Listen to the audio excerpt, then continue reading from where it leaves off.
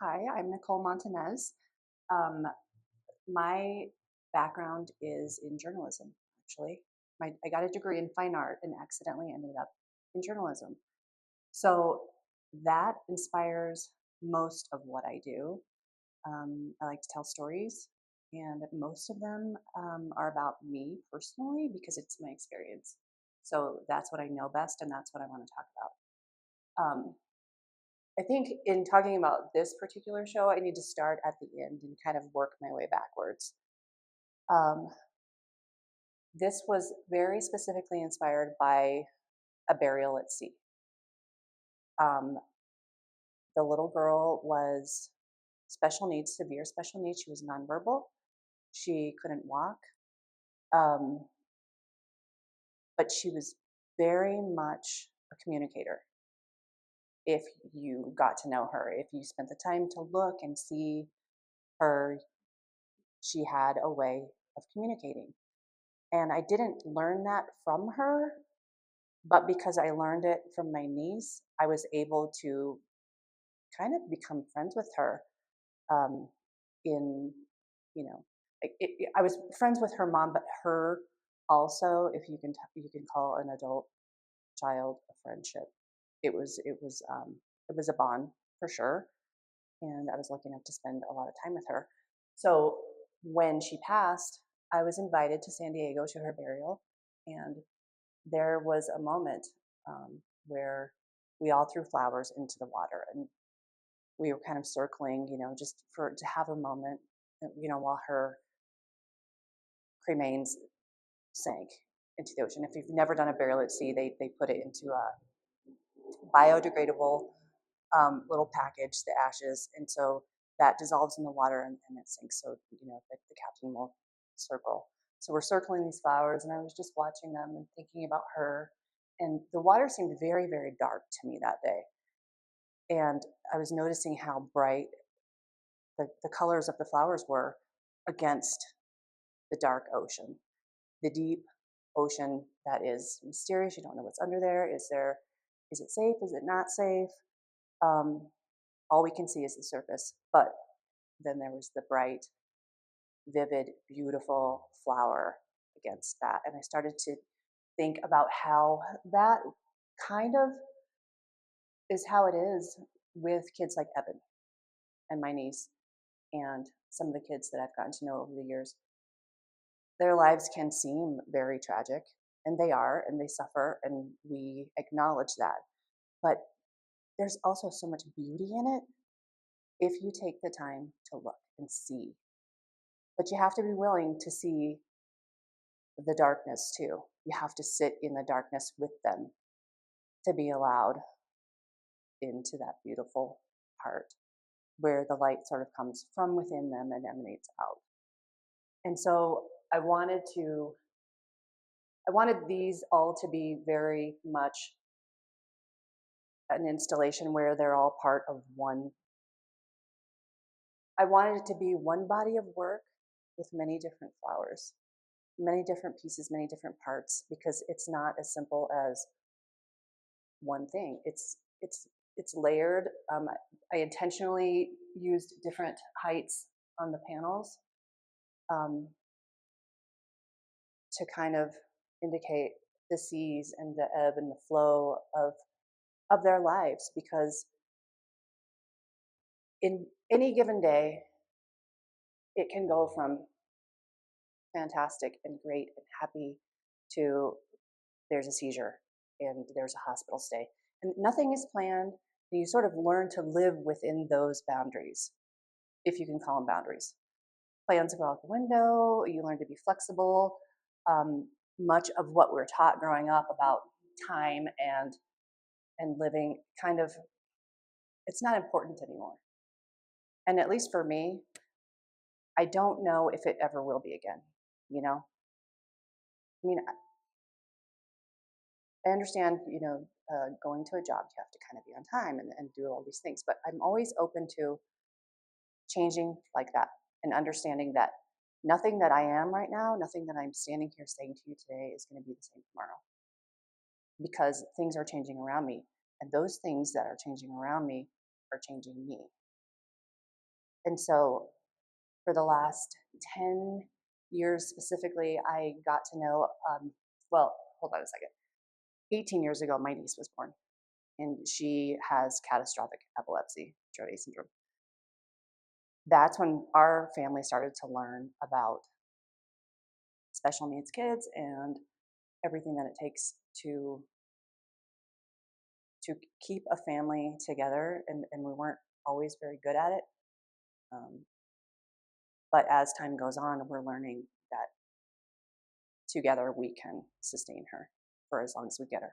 So through my niece, I was able to meet a number of other families, and for a project that I was working on, I was photographing them for a number of years, and that's how I met Evan, and that sort of influences most of what I'm doing now. I don't know if it will always be that, but um, anytime you look into anything that I'm working on, and specifically chose flowers because it's something that you can sort of watch a life cycle. You can watch it from beginning to end in a very short amount of time, and um, it just became a good subject for me to work with when I'm trying to deal with these kinds of things. I wanted it to kind of be, it to kind of look like once the flower is in the water, it starts to dissolve and dissipate, and that's how I sort of see it happening with these kids.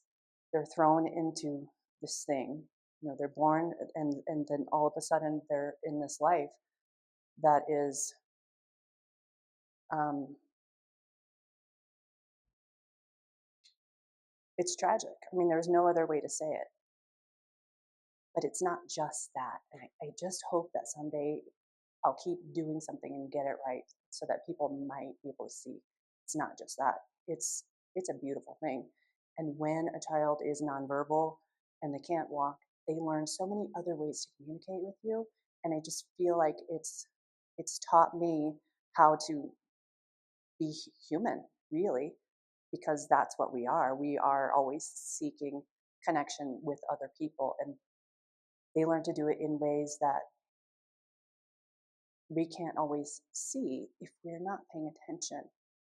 So I had somebody say to me at the opening, I didn't want these to be about death. And I was sort of like, oh, is it about death? Because I understand in lieu of flowers and all of that, but to me, it's not about death. It's very much about life and how beautiful it is and how fragile it is. I spent much of last year just trying to figure out how to even do this. So I finally got this one done in January, and I was like, oh, no, now I have however many weeks to do. I wanted to do 50, and that was very ambitious, but I ended up getting 31. I feel like it's not done really. This part of it, this feels like the end of one chapter of a larger thing that may never be done. It's interesting when I think about it, and I kind of learned, and I knew this a little bit. I kind of learned in this doing these specifically that I have a little bit of OCD, and I love lining things up and doing grids and stuff like that. So a lot of what I do is one thing 600 times and then I put it on a grid. So um, yeah, this is one chapter of that. I thought that it was going to be, I thought that I was going to be able to sit down in an afternoon, and every time I sat down, I said, I have to do 5 flowers today. No, no, just because they're small doesn't mean it's any less difficult. It took me, I think one day I got 3 that were close to being painted, because these are done in phases also. I paint the first layer, and then I have to wait for it to dry, and then I go back in with detail, and then I have to wait for that to dry and then do the resin. So yeah, it was not any easier working small. In fact, I kind of want to go big again because it seems to be easier, like gesture wise. Like staying here and working is a lot more difficult than being able to just like fully move your body. I kind of tried to go around where I wanted it, and then I left it. And so every morning when I would come back and look at it, was a surprise. And I ruined a few pieces that way. Like if I love how this one turned out and it's my favorite, but I didn't want it to be so covered. I wanted a bigger piece of red, but I think I like the way that it is.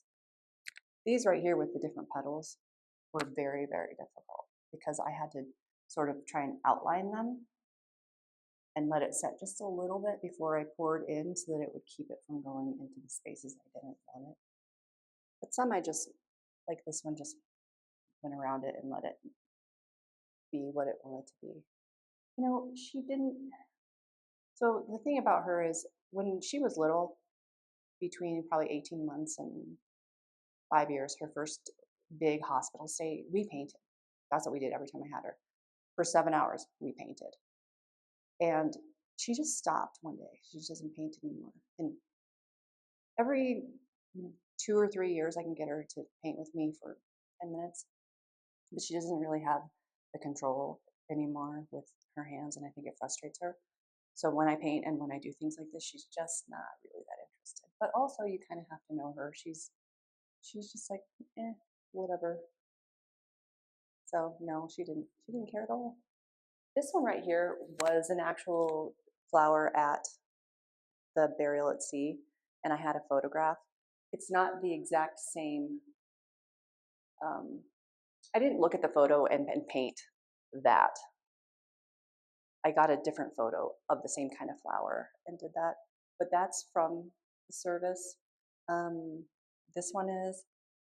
Other than that, I really love painting tulips and roses. And I wanted to kind of put in more variety. And so I ended up with a couple orchids. But then I was thinking, well, if I like painting it, I'm just going to paint it. Who cares? I mean, if people like it, they do. If they don't, I don't know. For me, the more important thing was to tell the story. Wasn't whether or not people were going to like what I was doing. It was whether or not they were going to hear it. So